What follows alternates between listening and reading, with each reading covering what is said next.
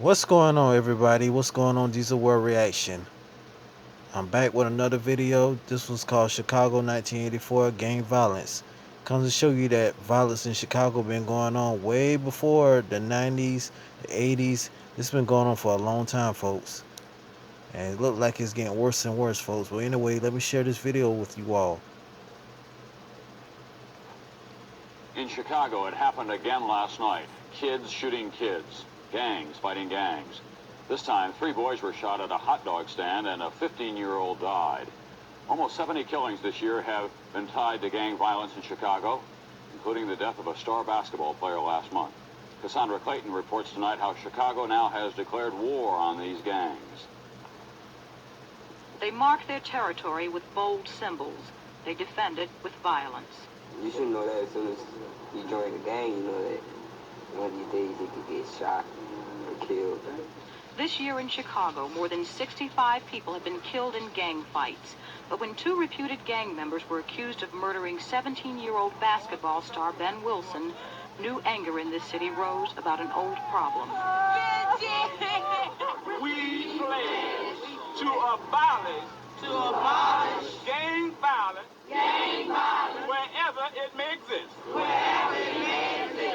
It is clearly the time to strike. Last week, Washington announced an offensive against street gangs. It includes hiring more policemen, enforcing the 10:30 p.m. curfew for juveniles, and trying juvenile suspects, like the 2 charged in Ben Wilson's murder, as adults. Those suspects, first cousins, both 16 years old, pleaded not guilty today. Their attorney says there is no evidence they were gang members. The boy's grandmother, who helped raise them, says she just doesn't know. How do I know? I mean, a gang is the everyday of life. I mean, it's an everyday thing. If you walk the streets, if you go to school, if you go to church, it's a gang thing. Another idea the city is considering to curb gang violence is using former gang members who've gone straight.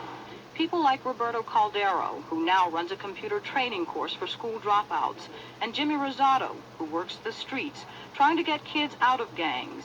He sees the death of Ben Wilson as a grim object lesson. It's time for us to, let this administration know that these kids are killing each other out there, and we're not going to ignore that fact anymore. But so far, the demands for change have not stopped the killings. Last month, parents took their children out of school when rumors spread of an all-out gang war. Some say war has been declared. The whole city's in a gang war. We wait, for the trouble to come to us, and then we take care of it. But if the grief and anger about Ben Wilson's death can be sustained, if some lives can be saved from gang violence, Wilson will have left a real legacy. Cassandra Clayton, NBC News, Chicago.